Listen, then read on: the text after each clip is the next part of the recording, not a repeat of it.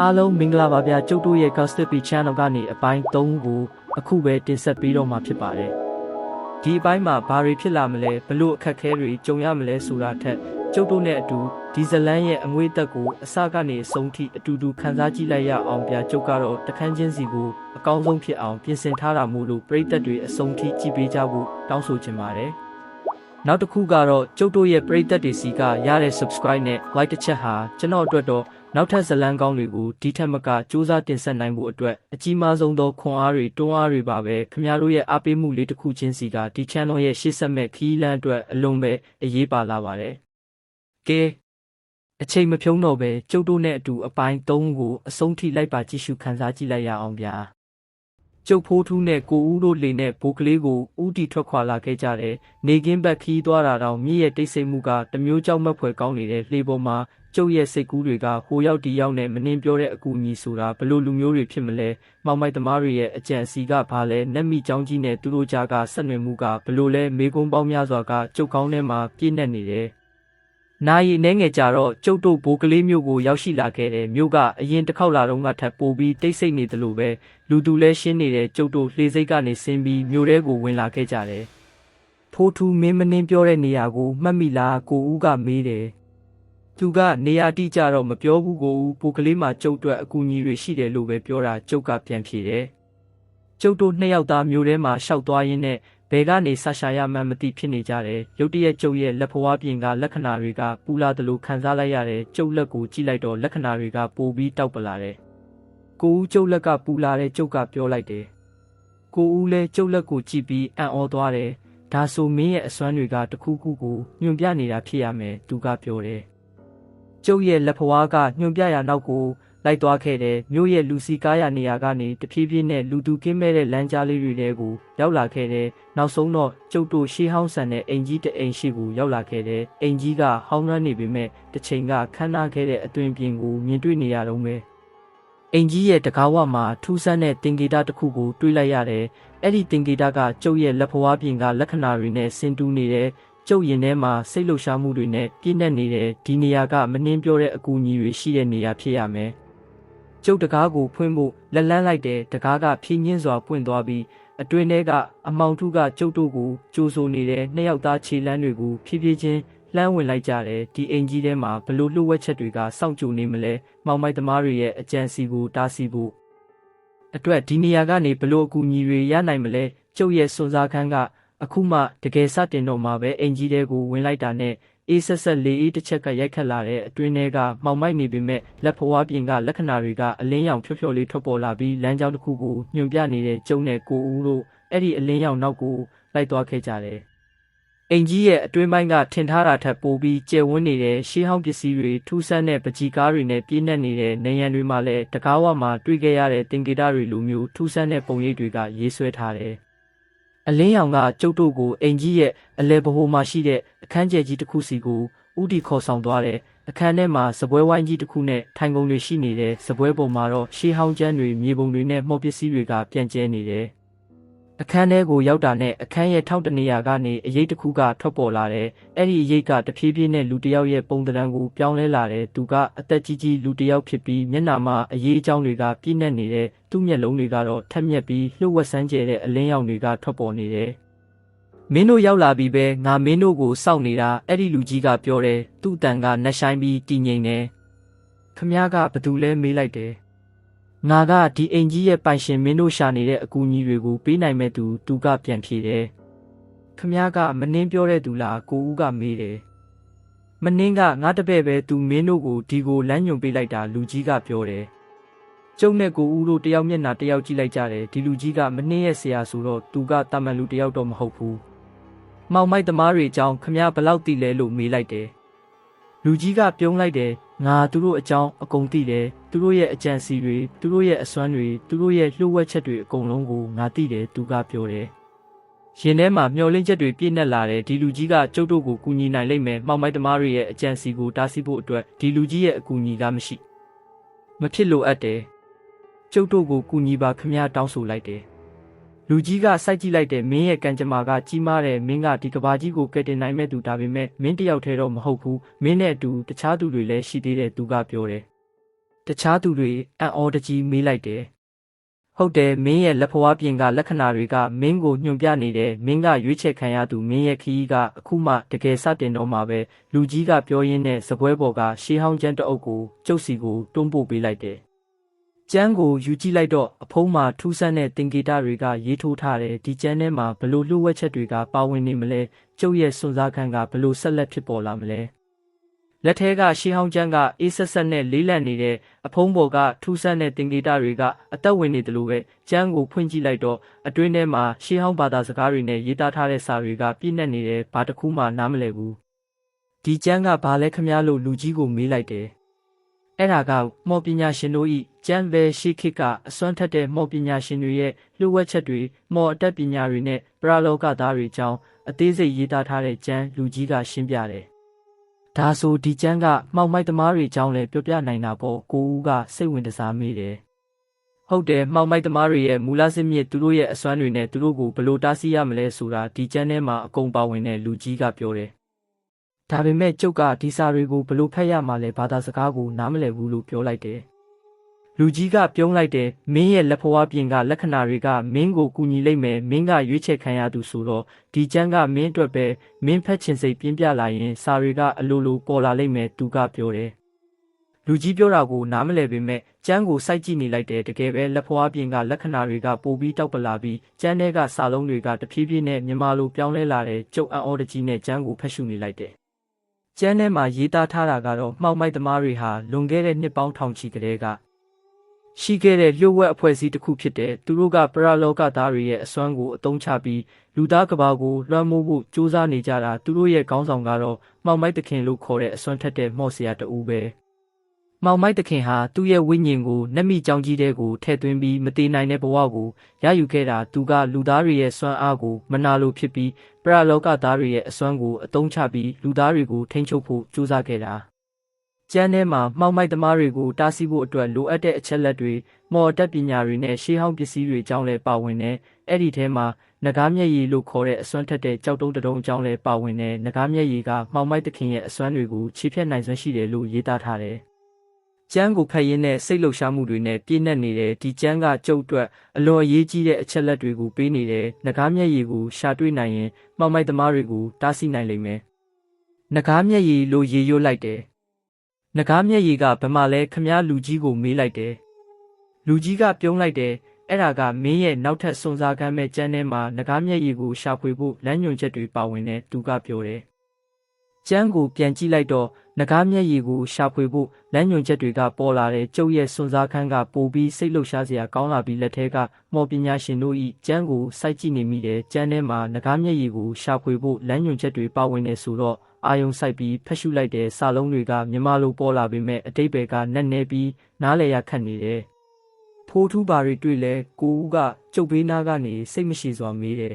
။နဂါးမျက်ရည်ကိုရှာဖွေဖို့လမ်းညွှန်ချက်တွေပဲကိုဦးဒါပေမဲ့နားလည်ရခက်နေတဲ့ကျုပ်ကပြောတယ်။လူကြီးကအနားကိုရောက်လာပြီးကျန်းကိုကြည့်လိုက်တယ်။ဒီကျန်းကဗဟေလိဆန်တဲ့အဖြေကိုတိုက်ရိုက်မပေးဘူး။မင်းရဲ့ဉာဏ်နဲ့ဝိညာဉ်စွမ်းအားကိုအသုံးပြုပြီးရှာဖွေရလိမ့်မယ်သူကရှင်းပြတယ်။ဘယ်ကနေစရမလဲလို့မေးလိုက်တယ်။ကျန်းထဲမှာပထမဆုံးလမ်းညွှန်ချက်ကမြစ်သုံးသွဲဆုံရာလျှို့ဝှက်တောင်ကြားဝယ်ရှေးဟောင်းဖျားစီဒီရွှေအောင်တောက်ပရာလို့ရေးထားတယ်လူကြီးကပြောတယ်။မြစ်သုံးသွဲဆုံရာလျှို့ဝှက်တောင်ကြားဝယ်ရှေးဟောင်းဖျားစီဒီရွှေအောင်တောက်ပရာကျုပ်ရေရွတ်လိုက်တယ်ဒီနေရာကဘယ်နေရာလဲ။ဘိုးကလေးမျိုးနဲ့မနီးမဝေးမှာမြစ်သုံးသွဲဆုံတဲ့နေရာတစ်ခုရှိတယ်။အဲ့ဒီနားမှာရှေးဟောင်းဖျားစီဒီတစ်ခုလည်းရှိတယ်လို့ငါကြားဘူးတယ်ကိုဦးကပြောတယ်။ဒါဆိုအဲ့ဒီနေရာကိုတွားရမယ်ကျုပ်ကဆုံးဖြတ်လိုက်တယ်။လူကြီးကခေါင်းညှိပြတယ်မင်းတို့ခရီးကအန္တရာယ်များလိမ့်မယ်မှောင်မိုက်သမားတွေကမင်းတို့ကိုစောင့်ကြည့်နေလိမ့်မယ်တတိထားပါသူကတတိပေးတယ်။ကျုပ်တို့အစ်စ်မှာပဲခမားပြောလိုက်တယ်။လူကြီးကိုနှုတ်ဆက်ပြီးအင်ကြီးတဲကနေထွက်လာခဲ့ကြတယ်အပြင်ရောက်တော့နေကစတင်ဝင်နေပြီးကောင်းကင်မှာကျယ်တွေကတလက်လက်တောက်ပနေတဲ့ရင်ထဲမှာစိတ်လှုပ်ရှားမှုတွေနဲ့ပြည့်နှက်နေတဲ့နဂါးမျက်ရည်ကိုရှာဖွေဖို့ခရီးကအခုမှတကယ်စတင်တော့မှာပဲ။ကျုပ်နဲ့ကိုဦးတို့မြစ်သုံးသွဲဆုံရနေရာကိုဦးတီထွက်ခွာလာခဲ့ကြတယ်။လမ်းတစ်လျှောက်လုံးမှာလက်ဖွားပြင်ကလက္ခဏာတွေကတောက်ပနေပြီးလမ်းကြောင်းကိုညွှန်ပြနေတဲ့ဒီတစ်ခေါက်ခရီးကအရင်တစ်ခေါက်ထက်ပိုပြီးစွန့်စားခန်းဆန်လိမ့်မယ်ဆိုတာသိတယ်။ဒါပေမဲ့နောက်ဆုံးလို့မဖြစ်ဘူး။မှောင်မိုက်သမားတွေရဲ့အကြံစီကိုတားဆီးဖို့နဲ့ကဘာကြီးကိုကယ်တင်ဖို့ဒီခရီးကိုတွားရမယ် ညဘက်ရောက်တော့မြစ်သုံးသွယ်ဆောင်ရာနေရာကိုရောက်ရှိလာခဲ့တယ်။လာရောက်အောက်မှာမြစ်သုံးသွယ်ကတိတ်ဆိတ်စွာစီးဆင်းနေတယ်။အဲ့ဒီနားမှာတကယ်ပဲရှေးဟောင်းဖျားစီတီတစ်ခုရှိနေတယ်။စီတီကဟောင်းလွှမ်းနေပေမဲ့လာရောက်အောက်မှာရွှေရောင်ဖြော့ဖြော့လေးတောက်ပနေတယ်။ဖိုးထူးတာပဲဖြစ်ရမယ်ကိုဦးကပြောတယ်။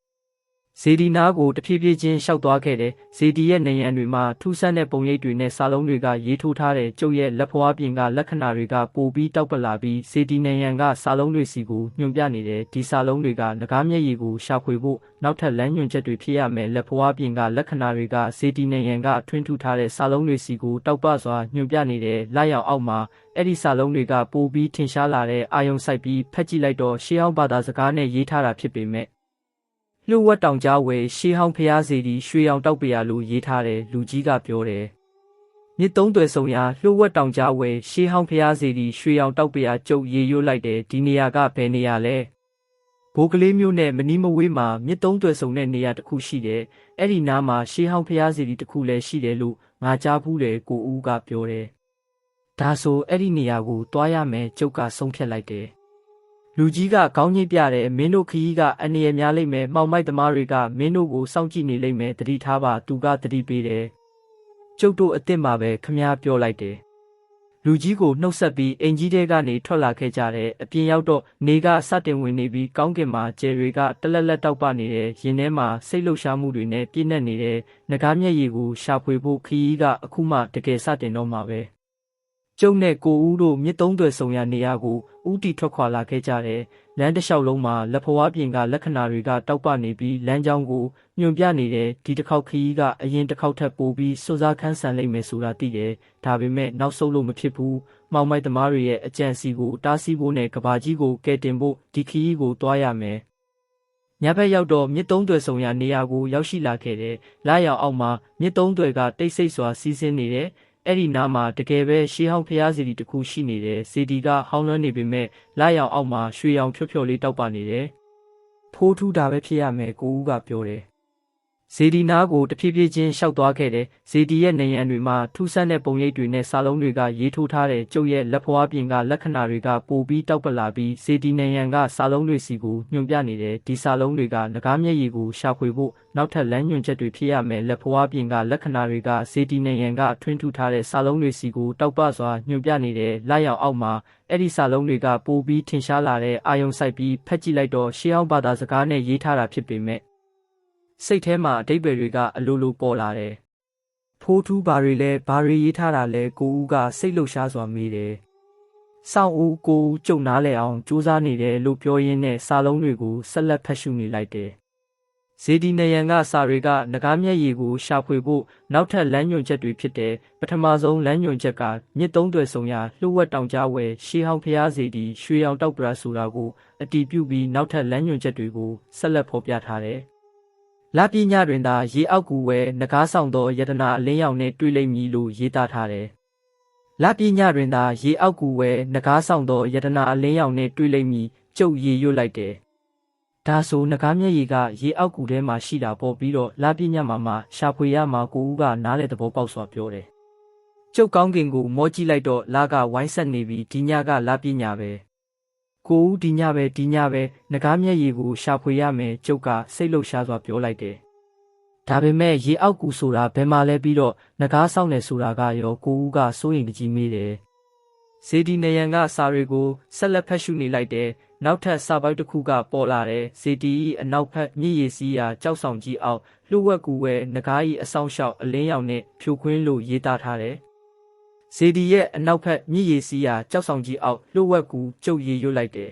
။ဒါဆိုဇေဒီရဲ့အနောက်ဖက်ကမြစ်ထဲမှာကြောက်ဆောင်ကြီးတစ်ခုရှိရမယ်။အဲ့ဒီအောက်မှာလှဝက်ကူရှိတာပေါ့ကိုဦးကပြောတယ်။ကျုပ်တို့နှစ်ယောက်သားဇေဒီရဲ့အနောက်ဖက်ကိုရှောက်သွားခဲ့ကြတယ်။မြည်ရည်စီးဆင်းရာကိုလိုက်သွားတော့မကြခင်မှာပဲကြီးမားတဲ့ကြောက်ဆောင်ကြီးတစ်ခုကိုတွေးလိုက်ရတယ်။လာရောင်အောက်မှာကြောက်ဆောင်ကြီးကထူးဆန်းစွာတည်ရှိနေတယ်။ကျုပ်နဲ့ကိုဦးတို့ကြောက်ဆောင်ကြီးနားကိုရောက်တော့ရေအောက်ကိုငုံကြည့်လိုက်တယ်ရေအောက်မှာမှောင်မိုက်နေပေမဲ့လက်ဖွားပြင်ကလက္ခဏာတွေကပိုပြီးတောက်ပလာပြီးရေအောက်ကတနေရာကိုညွှန်ပြနေတယ်အဲ့ဒီနေရာမှာရေအောက်ကူဝတစ်ခုရှိနေတာဖြစ်ရမယ်ကိုဦးအဲ့ဒီမှာရေအောက်ကူဝကျုပ်ကပြောလိုက်တယ်ကိုဦးလဲညွန်ပြရာကိုကြည့်လိုက်တော့အံ့ဩသွားတယ်တကယ်ပဲဒါပေမဲ့ဘလို့ဆင်းရမလဲရေစည်းကလည်းတန်တယ်သူကပြောတယ် စေဒီနေရန်ကစာတွေကိုပြန်တတိရလိုက်တယ်နဂါးဤအဆောင်လျှောက်အလင်းရောင်နဲ့ဖြိုခွင်းတဲ့နဂါးဆောင်နေဆိုတာကရေစည်းတန်တာကိုပြောတာလားဒါမှမဟုတ်တကယ်ပဲနဂါးတစ်ကောင်ကစောင့်နေတာလားကျုပ်ရင်ထဲမှာစိုးရိမ်စိတ်တွေနဲ့စိတ်လှုပ်ရှားမှုတွေကရောထွေးနေတယ်နဂါးမျက်ရည်ကိုရှာဖွေဖို့အတွက်ကျုပ်ရေအောက်ကူတဲကိုဆင်းရတော့မယ်ဒီတစ်ခေါက်စွန်စားခန်းကအရင်တစ်ခေါက်ထပ်ပိုပြီးအနေရများလိမ့်မယ်ဆိုတာသိတယ်ဒါပေမဲ့ကျုပ်နောက်ဆုတ်လို့မဖြစ်ဘူးကျုပ်နဲ့ကိုဦးတို့ကြောက်ဆောင်ကြီးအောက်ကရေအောက်ကူဝါကိုစိုက်ကြည့်နေမိတယ်။လက်ရောင်ကရေပြင်ပေါ်မှာတလက်လက်တောက်ပနေပေမဲ့ရေအောက်ကတော့မှောင်မိုက်ပြီးနှက်ဆိုင်နေတယ်။ရေစီးတန်တာကြောင့်ရေထဲကိုဆင်းဖို့ကမလွယ်ကူဘူး။ဖိုးထူးဘလို့လုပ်မလဲရေစီးကအရန်တန်တဲ့ကိုဦးကစိုးရိမ်တကြီးပြောတယ်။စေဒီနေရန်ကစာတွေကိုပြန်တတိရလိုက်တယ်။နဂါးဤအဆောင်လျှောက်အလင်းရောင်နဲ့ဖြိုခွင်းတဲ့အလင်းရောင်နဲ့ဖြိုခွင်းရမယ်ဆိုတာဘာကိုဆိုလိုတာလဲကျုပ်ရဲ့လက်ဖွားပြင်ကလက္ခဏာတွေကပိုပြီးတောက်ပလာပြီးရေအောက်ကူဝတ်စီကိုညွှန်ပြနေတယ်။ကျုပ်မျက်လုံးတွေကိုမှိတ်ပြီးစိတ်ကိုစူးစီးလိုက်တဲ့လက်ဖွားပြင်ကအလင်းရောင်တွေကပိုပြီးပြင်းထန်လာပြီးရေအောက်ကူဝတ်စီကိုထိုးဖောက်ဝင်ရောက်သွားတဲ့အဲ့ဒီအခါမှာထူးဆန်းတဲ့အဖြစ်အပျက်တစ်ခုဖြစ်ပေါ်လာတဲ့ရေစီးတန်နေတဲ့ရေတွေကရုတ်တရက်ငြိမ်သက်သွားပြီးရေအောက်ကူဝတ်စီကိုလမ်းကြောင်းတစ်ခုပွင့်သွားတယ်။ကိုဦးသွားကြစို့ကျုပ်ကပြောလိုက်တယ်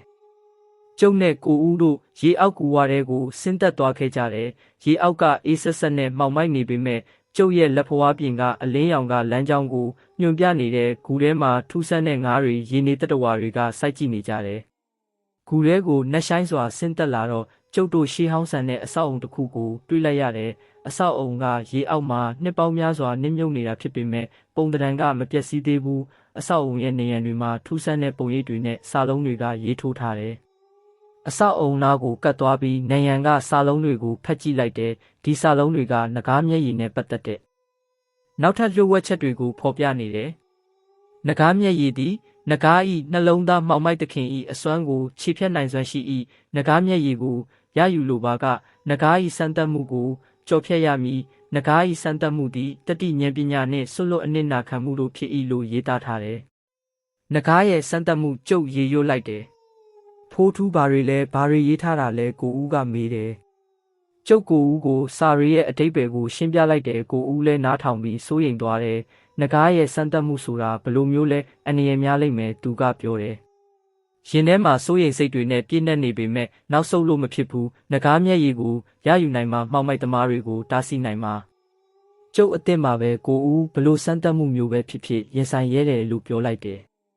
ကျုပ်ရဲ့လက်ဖွားပြင်ကလက္ခဏာတွေကအဆောက်အုံရဲ့အလဲဘိုးမှာရှိတဲ့တကားတစ်ခုစီကိုညွှန်ပြနေတဲ့အဲ့ဒီတကားကနဂါးရဲ့စံတက်မှုကိုဝင်ရောက်ရမယ့်တကားဖြစ်ရမယ်တကားစီကိုရှောက်သွားခဲ့တယ်ဒီတကားနောက်မှာဘလို့အန်ရတွေကစောင့်ကြိုနေမလဲရေအောက်ကူဝါစီကိုတဖြည်းဖြည်းချင်းရှောက်သွားခဲ့တယ်ရေစီးတန်နေပေမဲ့လက်ဖွားပြင်ကအလင်းရောင်ကရေစီးကိုဖြိုခွင်းပြီးလမ်းကြောင်းတစ်ခုကိုဖန်တီးပေးနေတဲ့ကိုဦးလည်းနောက်ကနေလိုက်ပါလာတယ်ဂူထဲကအဆောက်အုံကြီးရဲ့တကားဝကိုရောက်ရှိလာခဲ့တယ်တကားကရှေးဟောင်းဆန်ပြီးထူးဆန်းတဲ့ပုံရိပ်တွေနဲ့ရေးထိုးထားတယ်ကျုပ်လက်ဖွားပြင်ကအလင်းရောင်တဲ့တကားကိုထိလိုက်တော့တကားကဖြင်းချင်းစွာပွင့်သွားတဲ့အတွင်းထဲကအမောင်ထုကကြိုးဆိုနေတယ်။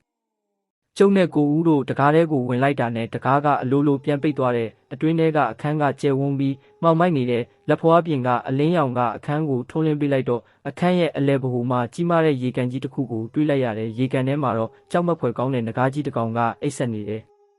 နဂါးကြီးကအစွမ်းထက်ပြီးကြီးမားတဲ့သူ့ရဲ့ခန္ဓာကိုယ်ကအကြေးခွန်တွေနဲ့ဖုံးအုပ်ထားပြီးမျက်လုံးတွေကတော့မှိတ်ထားတဲ့သူကအိပ်ဆက်နေပေမဲ့သူ့ရဲ့အရှိန်ဝါကအခန်းတစ်ခုလုံးကိုလွှမ်းခြုံထားတယ်။ဖိုးထူးဒါကနဂါးပဲတကယ်ပဲနဂါးဆောင်နေတာပဲကိုဦးကတုံလို့စွာပြောတယ်။ကျုပ်ရင်ထဲမှာကြောက်ရွံ့စိတ်တွေနဲ့ပြည့်နှက်နေပေမဲ့နောက်ဆုတ်လို့မဖြစ်ဘူး။နဂါးမျက်ရည်ကိုရယူနိုင်မှမှောင်မိုက်သမားတွေကိုတားဆီးနိုင်မှာ။နဂါးရဲ့စမ်းတက်မှုရေရွတ်လိုက်တယ်။ရေကန်သားကိုတဖြည်းဖြည်းချင်းရှောက်သွားခဲ့တယ်။နဂါးကြီးကကျုပ်ရဲ့ခြေတံကိုကြားတော့မျက်လုံးတွေကိုဖြင်းချင်းစွာဖွင့်ကြည့်လိုက်တယ်။သူ့ရဲ့မျက်လုံးတွေကမီးရှံတွေလိုတောက်ပနေတယ်။မင်းကဘသူလဲပါလို့ငါရဲ့နေမြေထဲကိုဝင်လာတာလဲနဂါးကြီးကမေးတယ်။သူ့တန်ကနှက်ဆိုင်ပြီးဂူတစ်ခုလုံးကိုတုန်ခါသွားစေတယ်။ကျုပ်ကဖိုးထူးပါနဂါးမျက်ရည်ကိုလာရှာတာပါရဲရဲဝုန်းဝုန်းပြောလိုက်တယ်။နဂါးမျက်ရည်မင်းကနဂါးမျက်ရည်ကိုလိုချင်တာလားနဂါးမျက်ရည်ကငါရဲ့နှလုံးသားပဲမင်းကငါရဲ့နှလုံးသားကိုလိုချင်တာလားနဂါးကြီးကဒေါသတကြီးမိတယ်ကျုပ်နဂါးမျက်ရည်ကိုလိုအပ်ပါတယ်မှောင်မိုက်သမားတွေကိုတားဆီးဖို့အတွက်လိုအပ်ပါတယ်ရှင်းပြလိုက်တယ်နဂါးကြီးကကျုပ်ကိုစိုက်ကြည့်လိုက်တယ်မင်းကတတိရှိတယ် ဒါပေမဲ့နဂါးမျက်ရည်ကိုရယူဖို့ကမလွယ်ဘူးမင်းကငါရဲ့စမ်းသပ်မှုကိုကြော်ဖြတ်ရလိမ့်မယ်သူကပြောတယ်အစ်စ်မှာပဲဘလို့စမ်းသပ်မှုမျိုးပဲဖြစ်ဖြစ်ကျုပ်ရင်ဆိုင်ရဲတယ်လို့ပြောလိုက်တယ်နဂါးကြီးကပြုံးလိုက်တယ်ကောင်းပြီပထမဆုံးစမ်းသပ်မှုကတတိပဲမင်းကငါရဲ့မီးရှံတွေကိုရင်ဆိုင်ရလိမ့်မယ်သူကပြောရင်းနဲ့သူ့ရဲ့ပါးစပ်ကနေမီးရှံတွေကိုမှုတ်ထုတ်လိုက်တယ်မီးရှံတွေကကျုပ်စီကိုဥတီလာတဲ့ရင်ထဲမှာကြောက်ရွံ့စိတ်တွေနဲ့ပြည့်နှက်နေပေမဲ့နောက်ဆုတ်လို့မဖြစ်ဘူးမျက်လုံးတွေကိုမှိတ်ပြီးလက်ဖွားပြင်ကအလင်းရောင်ကိုအစွမ်းကုန်ထုတ်ဖော်လိုက်တယ်အလင်းရောင်ကမီးရှံတွေကိုတားဆီးပေးလိုက်တယ်မီးရှံတွေကငြိမ်းသွားတော့နဂါးကြီးကအံ့ဩတကြီးနဲ့ကြည်နေတယ်မင်းကငါရဲ့မီးရှံတွေကိုတားဆီးနိုင်ခဲ့တယ်မင်းကတကယ်ပဲတတိရှိတယ်ဒါပေမဲ့ဒါကအစပဲရှိသေးတယ်သူကပြောတယ်နဂါးကြီးရဲ့နောက်ထပ်စမ်းသပ်မှုကဘာဖြစ်မလဲကျုပ်ဒီစမ်းသပ်မှုတွေကိုကြော်ဖြတ်ပြီးနဂါးမျက်ရည်ကိုရယူနိုင်ပါမလားအားလုံးကိုကျေးဇူးအထူးတင်ပါတယ်ဗျာဇလန်းကတော့တဖြည်းဖြည်းနဲ့ပိုပြီးနှက်ဆိုင်လာသလိုကျုပ်တို့ရင်ဆိုင်ရမယ့်အရာတွေကလည်းပိုပြီးကြီးမားလာနေပါပြီဒီနေ့ခန်းစားခဲ့ရတဲ့အပိုင်း3အပေါ်ခမားတို့ဘလို့မြင်တယ်လဲဘလို့ခန်းစားရတယ်လဲဆိုတာကိုခမန့်မှာဝင်ရောက်ဆွေးနွေးပေးခဲ့ကြပါဦးကျွန်တော်အနေနဲ့အမြဲတမ်းပြောနေကြအတိုင်းပါပဲခမားတို့ရဲ့ like တစ်ချက် subscribe တစ်ချက်ဟာကျွန်တော်အတွက်တော့နောက်ထပ်အပိုင်းတွေကိုအားသွန်ခွန်ဆိုင်ဖန်တီးဖို့အတွက်တကယ်ကိုအဖိုးမဖြတ်နိုင်တဲ့အားဆေးတွေပါပဲအခုထိ subscribe မလုပ်ရသေးဘူးဆိုရင်လည်းကျွန်တော်ကိုအားပေးတဲ့အနေနဲ့နှိပ်ပေးသွားကြပါဦးဗျာနောက်ထပ်အပိုင်း၄မှာဒီထက်ပိုပြီးစိတ်လှုပ်ရှားစရာကောင်းတဲ့အဖြစ်အပျက်တွေနဲ့ပြန်လာခဲ့ပါမယ်အားလုံးပဲဘေးကင်းကြပါစေခေါက်စစ်ပီကနေမကြခင်ပြန်ဆောင်ကြရအောင်ဗျာ